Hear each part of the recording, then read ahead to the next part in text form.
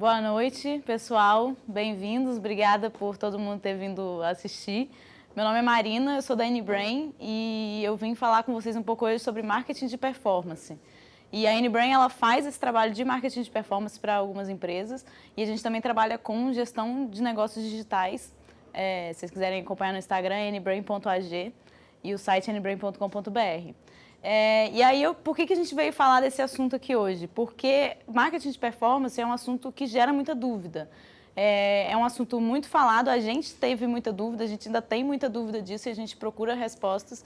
E muita gente na internet tenta explicar o que significa isso. Mas, às vezes, as explicações, elas vêm depois de uma pergunta que as pessoas, às vezes, não entendem nem o que quer dizer a pergunta. Então, a ideia aqui é que a gente converse sobre isso, eu explique algumas coisas e vocês saiam daqui com alguma noção do que se trata. A ideia não é formar profissionais, não é que vocês executem o tipo de serviço, mas que vocês saibam do que se trata e até possam cobrar os profissionais que às vezes trabalhem para a empresa de vocês ou na hora de procurar alguém para fazer isso, que vocês tenham alguma noção do que procurar e do que é importante nesse mundo. Porque só conhecendo alguns desses conceitos que a gente consegue se tornar competitivo nesse mundo digital que está correndo e a gente às vezes tem que correr atrás para pegar o ritmo também, né? Então, para começar, eu quero já deixar algumas simplificações de palavras que eu vou usar muito e provavelmente vocês já escutaram muito. Então, eu vou escrever. A gente pensou nessa simplificação mesmo de métricas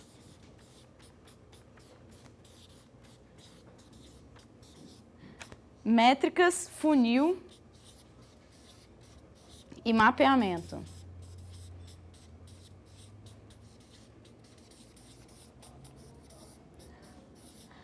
Esses termos são comuns para vocês? Assim, já ouviram falar? Já usaram alguma coisa? Sim. Funil aí. Uma cervejinha depois. Show. Eu imagino que todo mundo já tenha escutado falar isso e a aplicação no digital, ela tem mais ou menos o mesmo significado da aplicação normal, né, das palavras que a gente sempre escutou. Então, sobre mapeamento. De mapeamento? Eu vou falar com mais detalhes, mas a simplificação que eu quero fazer é que eu quero que todo mundo pense no mapeamento como um instrumento, como um GPS. O funil a gente vai ver como caminho e as métricas como informações. Essa foi uma maneira que a gente pensou em deixar as coisas um pouco mais claras, porque às vezes os nomes ficam meio complexos e aí a gente tentou trazer para o mundo real essas palavras. Mas vamos lá, às vezes as pessoas perguntam por que investir no digital, por que estar no digital? E o digital, ele tem muito poder porque ele tem uma capacidade de medir incrível, a gente consegue medir todas as ações que a gente faz no digital, a gente consegue automatizar os processos no digital, o que torna o trabalho muito menos trabalhoso, e a gente consegue agir em cima disso que a gente está medindo e controlando também, né? Então, a capacidade de ação, ela é essencial na hora de diferenciar, inclusive, um profissional, uma agência que trabalha para você, a capacidade de agir com base naquela informação que ele está medindo e controlando e automatizando. Então, o marketing digital, por que, né, que o marketing de performance ele é importante?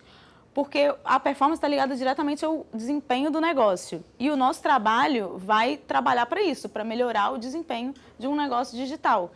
E ele vai também além da parte de tráfego pago. A gente já escuta muito, a gente relaciona marketing, a gente inclusive foge do termo de marketing digital, porque hoje está muito ligado à parte de tráfego pago, e a gente quer fugir disso, porque o nosso trabalho como marketing de performance é dar um olhar de gestão para o marketing. O marketing a gente enxerga como uma área essencial da empresa, como o financeiro, o RH. O marketing também está no mesmo nível de importância, e a gente quer olhar para esse marketing com um olhar de gestão para melhorar o desempenho de um negócio. E para melhorar o desempenho de negócio, a gente precisa agir. Como eu falei, o digital ele possibilita a gente agir sobre as coisas também. E até mais rápido, às vezes, do que o analógico. Então, como é que a gente vai agir? A gente separa em 3 tipos de mídia, né? Vamos dizer. Então, tem a mídia própria, que é a mídia que você gera sobre você mesmo, a sua empresa vai gerar sobre ela mesma. Então, vai ser o site, vai ser a rede social, vai ser um post no blog, um e-mail. Tem a mídia orgânica, que é a mídia que outras pessoas vão gerar de você, sem você pagar para elas, mas é tipo assim, é uma indicação que alguém vai publicar a sua, é uma reportagem mencionando a sua empresa, alguém que vai receber um aporte, vai sair notícias. Então, a mídia orgânica é essa que te menciona e ela é muito valiosa, porque geralmente ela parte de forma espontânea de alguém falando de você, ela tem muito valor. E tem a mídia paga, que é o nosso principal foco, que é você pagar para botar o seu anúncio em outra plataforma, né, no espaço publicitário de outra pessoa. Então você vai pagar, ela é muito poderosa, você consegue atingir pessoas das mais diversas camadas ali, públicos frios e quentes, que você conhece ou não. Então a mídia paga ela tem bastante poder nesse sentido. E para acompanhar essas mídias, a gente precisa de métricas. Como eu falei aqui, a gente vai sempre enxergar métricas como informações. E o que são métricas, né? No digital, a gente gera dado e coleta o tempo todo. E isso é muito bom, mas se você não faz isso de forma estruturada para transformar esses dados em informações, o que são dados? São valores que não necessariamente têm um sentido. Então, vai ser um número, um pedaço de texto, mas que não necessariamente vai ter sentido. Na hora que a gente põe sentido nesse dado, ele vira uma informação. E essa transformação, ela precisa ser bem feita e feita estruturada, porque senão as coisas ficam perdidas. Pensa no financeiro de uma empresa com os números todos bagunçados. Vai chegar no final do mês, você não vai saber se o resultado foi bom, foi ruim, se está tendo prejuízo ou não. A mesma coisa acontece com o marketing. Se os dados gerados não se tornarem informações e métricas, né, relevantes, você não vai saber se aquela ação que você tentou, aquela iniciativa que você fez, você não vai saber o resultado daquilo. E é importante você saber, inclusive, quais métricas usar, né? Eu não sei se vocês já aplicam isso nas empresas, mas existem milhares de métricas, existem métricas por plataformas, existem métricas globais gerais, tem o ROI, que pode ser por plataforma, pode ser global, tem o CAC, né, o custo de aquisição do cliente.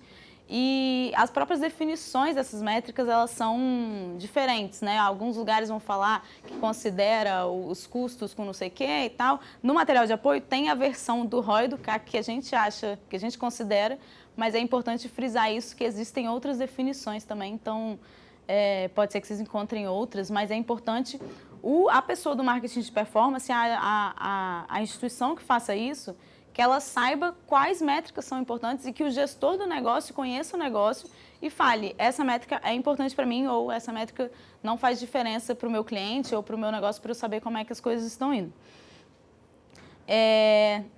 Tudo ok? Perguntas? Métricas? Vocês gostam de alguma métrica? Não gostam?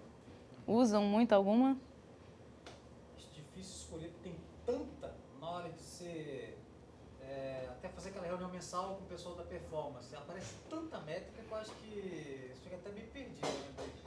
Qual que eu vou realmente seguir? Qual que eu vou escolher para gerir meu negócio, baseado em quê, né? É um desafio. Não, com certeza é um desafio e é importante justamente, aí nesse momento, a parte de gestão, de performance com a gestão da empresa tem que estar muito alinhadas, até para a performance medir o que é importante para a empresa e vice-versa, né? A empresa também fornecer para a performance o que de fato importa para ele ali e as coisas andarem juntas, senão acaba criando uma desconexão aí, né? Então, beleza, vamos agora partir para a parte do funil, que é o caminho pelo qual onde essas informações vão ser medidas. Então, o funil de marketing, ele tem um formato de funil mesmo, que provavelmente vocês já viram, mas ele não necessariamente ele é percorrido, né, passo a passo, e não necessariamente ele vai ser um funilzinho perfeito. Ele é uma opção, ele é um caminho, mas ele é como se você fosse do ponto A para o ponto B, mas não necessariamente ele é um caminho contínuo. Às vezes você vai fazer uma curva, às vezes você vai pular uma etapa.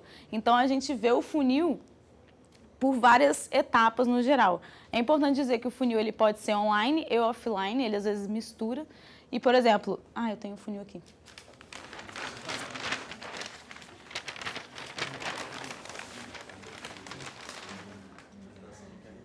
Então, vamos lá.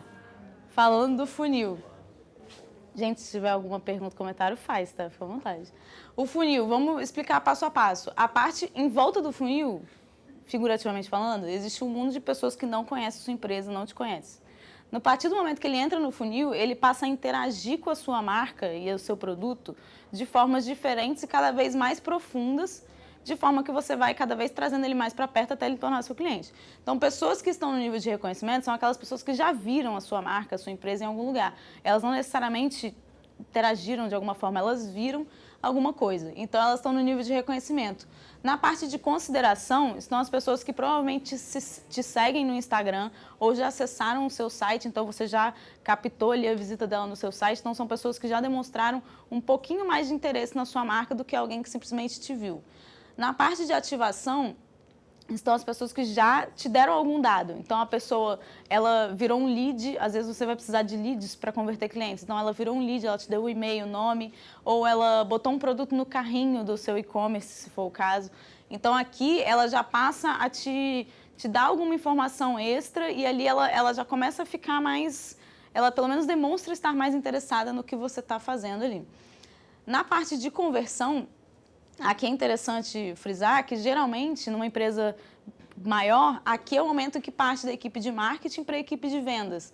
Então, inclusive numa empresa de serviço, aqui provavelmente vai ser a hora que a conversão ela vai sair do digital, né, do online, e vai para o online, que às vezes vai depender do trabalho de um vendedor, vai depender de uma ação mais ativa de alguém físico fazendo, não necessariamente simplesmente da campanha. Então, aqui na hora da conversão, é a hora que ela vira o cliente mesmo, ela compra o seu serviço, ela contrata seu serviço, ela compra o seu produto, ela passa a ser o seu cliente. E a parte de referência é na medida que ela te indica, por exemplo, para outras pessoas. Ou ela vai falar de você, ela vai fazer, por exemplo, uma mídia orgânica, ela vai postar que recebeu o seu produto ou que foi na sua loja. Ela vai passar a te referenciar e a te indicar para outras pessoas. E aqui você pode usar programa de indicação, fidelidade, essas coisas assim. Existem vários mecanismos também para reter a pessoa nesse nível e simplesmente ela não comprar e ir embora. E aí, para mapear, a gente... Pulei uma parte.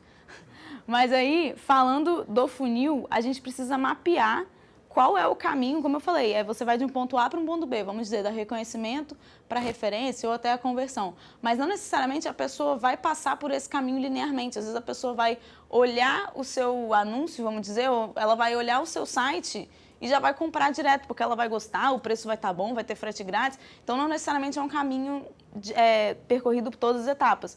Então, é importante a gente mapear esse comportamento até para entender o que o seu público está fazendo. Ele está chegando e comprando de cara, ele está chegando e ele entra na página tal, na hora do checkout ele vai embora. Então, a gente precisa mapear isso e a gente faz isso com tags. Pensa em tags como se fosse uma corrida de rua. Sabe os chips que o pessoal põe no tênis, assim, para marcar as distâncias e tempos? A tag é o leitor desse chip. Ela vai falar, por exemplo, tipo assim, não vai falar o nome, não vai falar o Eric que passou aqui agora, mas vai falar uma pessoa, um homem de tantos anos, mora em Vitória, chegou nessa página tal. Claro que esses dados não são identificáveis assim pessoalmente, mas é mais ou menos essa relação. A tag é um pedacinho de código que vai literalmente etiquetar os comportamentos dos usuários dentro de um meio online. Então, inclusive o pixel do Facebook, talvez vocês já tenham escutado falar, é um tipo de tag, tá? E aí, um negócio que é interessante falar é a parte dos cookies, que hoje em dia, com a LGPD em vigor, os cookies sempre existiram, tá? Mas hoje, com a LGPD, a gente precisa ir lá e concordar, né? Em muitos sites, a gente tem que ir lá ou concordar, ou ajustar a preferência, ou recusar os cookies. Não mudou nada, né? A gente vai dar um ok e continua fazendo. Eu já passei por site que só tem a opção do ok. Você só concorda, né? E pronto. Já mandaram antes mesmo de você apertar ok. E aí, a parte de cookies, a gente está vendo muito isso agora, e é interessante dizer que os cookies, eles são dados que ficam armazenados, na verdade, no seu computador. E as tags, quando você entra num site e ele ativa uma tag, a tag vai pescar esse dado armazenado e vai ativar para personalizar a sua experiência naquele site, naquele programa. Então, pode ser o e-mail que você usou para o login e está salvo no seu navegador, o último produto que você botou no carrinho que vai ficar aparecendo no anúncio ali até você comprar ou até você desistir dele mesmo. Mas então, os cookies são isso, e é isso, quando a gente concorda com o cookie, a gente concorda do nosso navegador armazenar os dados que a gente está gerando ali naquele momento de interação com o site. E aí, falando em dados, é importante a gente trazer a parte da LGPD também. Essa é uma preocupação nossa desde o começo, e eu vou explicar resumidamente, mas claro que cada um que quiser se inteirar com a LGPD é bom procurar um advogado, né, especialista nisso. Mas a LGPD, ela trata de 11 princípios que são como melhores práticas obrigatórias para você estar alinhado à lei. Senão, se você não está fazendo essas 11 práticas, você não fica alinhado. E ela trata muito a parte de dados pessoais, que são dados sensíveis. E dado pessoal é tudo aquilo que pode identificar uma pessoa, seja o nome, o CPF, os dados de navegação da pessoa. Então, ela trata disso e você pode tratar esses dados desde que você tenha uma base legal para tratar esses dados. E tratar dado para a lei é coletar dado, transformar dado, apagar o dado, você mandar o dado para outra pessoa. Isso tudo está dentro do escopo de tratamento de dados e você precisa de uma base legal para tratar cada um dos dados. E isso é muito delicado quando a gente fala de marketing, porque, pensando no marketing de performance, a gente gera dado o tempo todo, e quanto mais dado, mais fragilidade isso pode gerar, né, em relação à lei da LGPD. Então, é importante que que o gestor da empresa tenha essa consciência de que existe essa lei, do que ele precisa fazer, e isso basicamente é mapear isso, ter a base, arrumar uma base legal para esses tratamentos de dados e definir um DPO, que é o Data Protection Officer, que é o encarregado de cuidar dessa parte, né, dentro da empresa. Mas eu recomendo que todos procurem um advogado. Mas o que eu estou trazendo isso é porque essa é uma preocupação nossa e eu acredito que deve ser a do gestor também de uma empresa de estar legalizado, né, nesse sentido para evitar problemas. Inclusive, o termo de uso é um mecanismo de proteção e a política de privacidade também. Então, é importante que todos estejam atentos a isso para evitar passivos também, né, para a empresa. E aí, ok. Alguma pergunta? LGPD eu respondo mais ou menos. Hã? Propriedade? A parte da propriedade dos dados é importante também. É importante que você como empresa, você vai determinar como você vai tratar os dados ou como quem trabalha com você vai tratar esses dados. E é importante que esses dados sejam seus, porque a gente já se deparou com clientes que são atendidos por outras agências e que não por mal, mas que tinha, por exemplo, a conta de anúncio era uma conta da agência e ela usava essa conta para o cliente. Só que isso faz com que os dados e a inteligência gerada naquela conta não sejam da empresa que está contratando. Entendeu? Então, isso pode gerar uma corresponsabilidade no caso de um tratamento ruim daqueles dados, inadequado. Então, é importante que as contas da empresa sejam da empresa. Então, fiquem atentos, agências que você contrata, que você estiver trabalhando em algum profissional, fique atento se a titularidade da conta é sua e você dá acesso a essa outra agência. Isso é importante para evitar, como eu falei, problemas ali para o gestor, e isso pode dar problemas, já tem processo rolando de LGPD. Então, é importante isso tá sempre bem alinhado. Show? Então tá. Agora, vamos passar para a parte prática, colocar a mão na massa agora de anúncio. Estou falando de marketing de performance, falei um pouco de LGPD, das partes de mapeamento, funil e tudo mais. A parte prática é, de fato, principalmente os anúncios, né? Que é a porta de entrada ali que a gente acaba vendo muito. E as principais ferramentas de anúncios acabam sendo o Facebook Ads e o Google Ads. O Facebook, naturalmente, fazer campanhas no Facebook, né, e nas redes parceiras do Facebook. O Google, a mesma coisa para o Google. Para as redes do Google, Gmail, Google, YouTube. E aí tem uma infinidade de sites que aceitam anúncios do Google. E aí, a gente até botou aqui no material o Taboola e o Outbrain também, que são plataformas um pouco alternativas de anúncios, mas que elas existem e bombam também. O Taboola é aquele que fica no finalzinho da notícia, que fica uma notícia geralmente com uma chamada muito espalhafatosa, assim, que você acha, inclusive, que é mentira. São anúncios ali, você vai clicar e vai para outra página e é um anúncio aquilo ali. Cada um com a sua estratégia. Valor econômico, aí você tem as notícias, no final aparece aquele monte de... Veja as celebridades que estão fulano, isso, fulano inventou um método de emagrecer, não sei o quê. Aí você clica, geralmente esses anúncios são Taboola, que é uma ferramenta como o Google e o Facebook também. Precisa replicar notícias. O formato.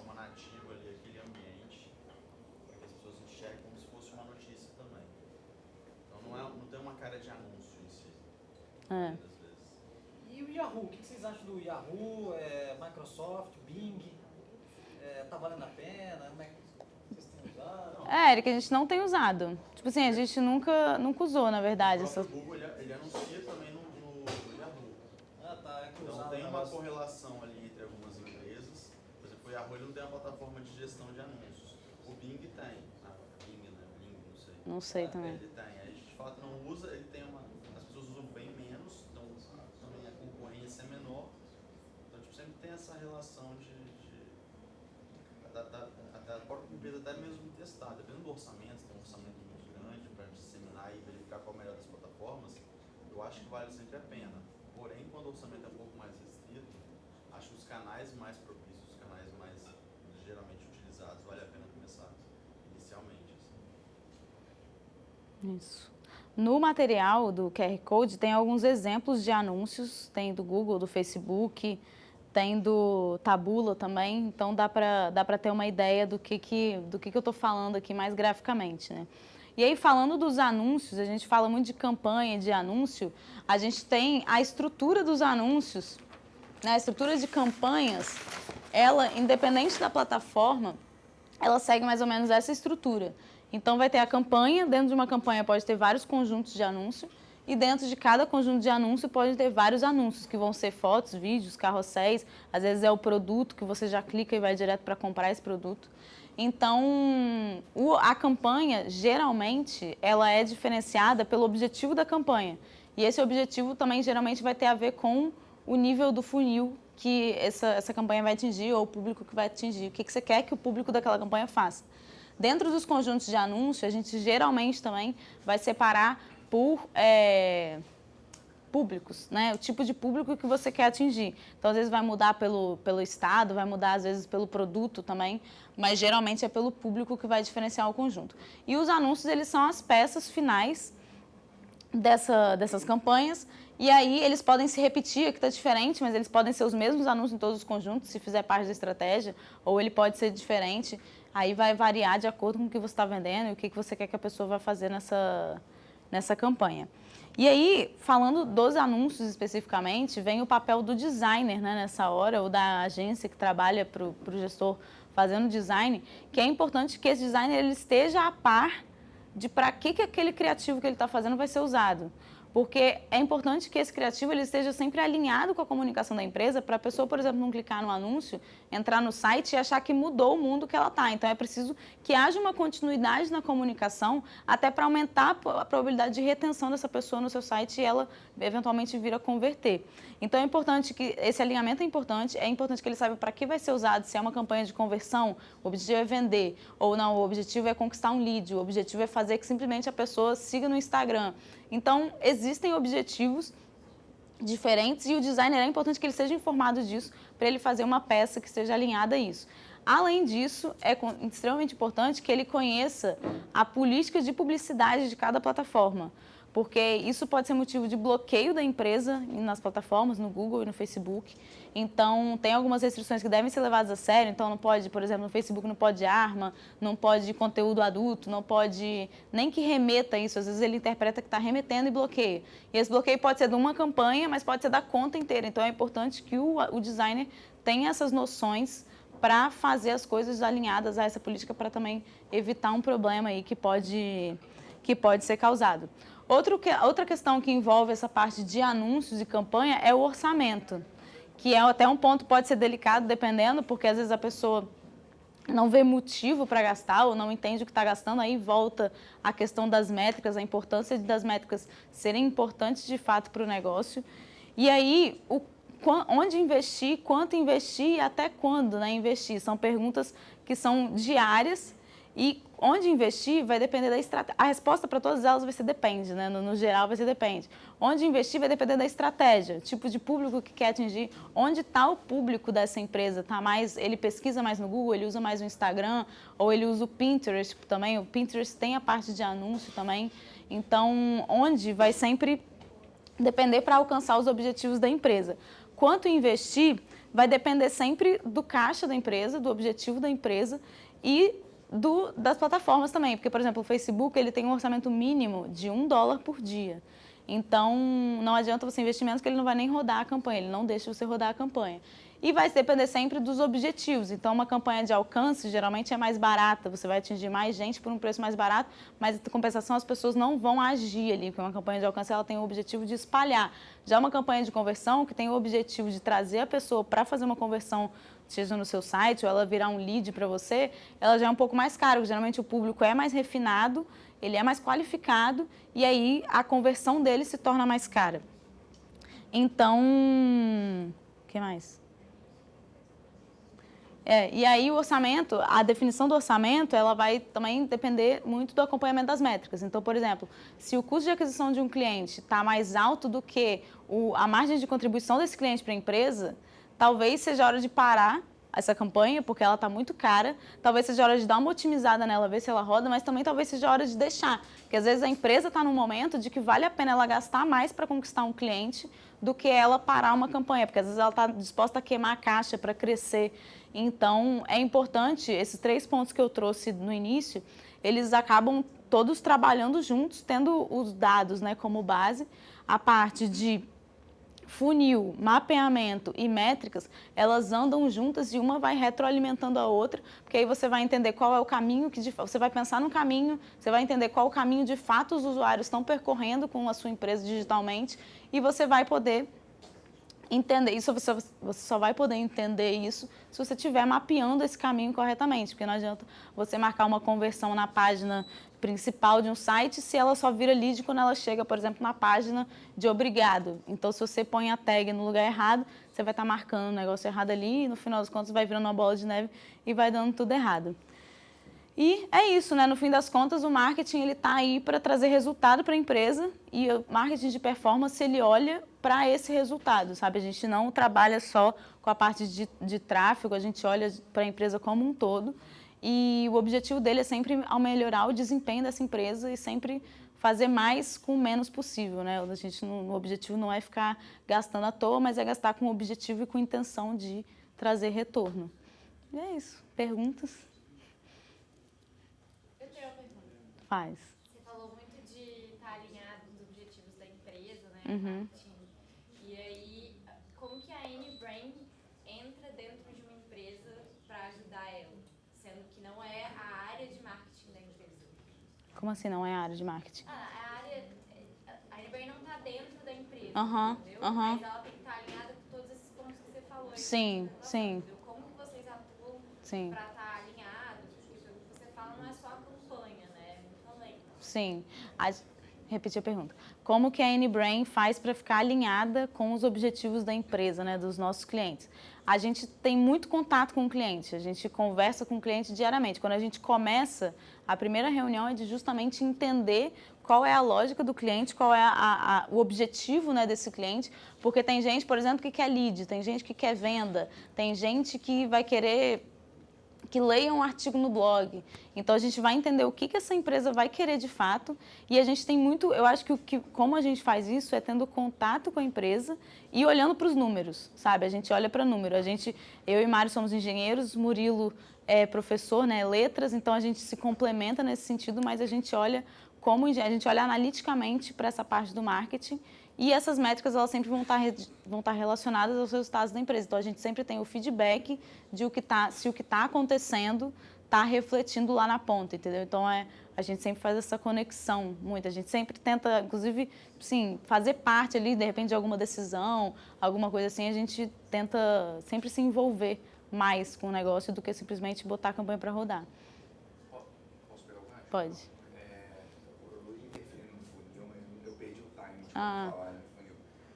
Mas a gente tem, no estudo de funil, você tem vários modelos ali de funil.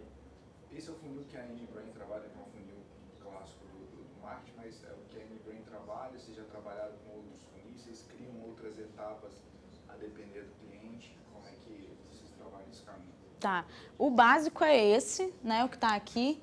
A gente trabalha com esse aqui geralmente. O que vai acontecer é que aí, por exemplo, tem cliente nosso que é prestador de serviço. Então, a gente para aqui na ativação, porque a parte de conversão vai depender dele.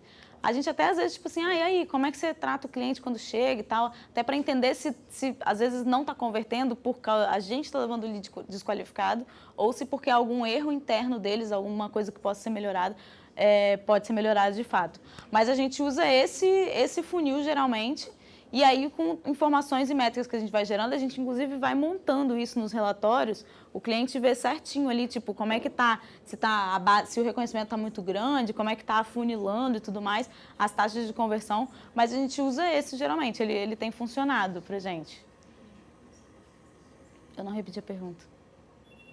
Quer que eu repita a pergunta? Os resultados de campanha com vídeo em relação à peça é diferente, não? Com vídeo e peça?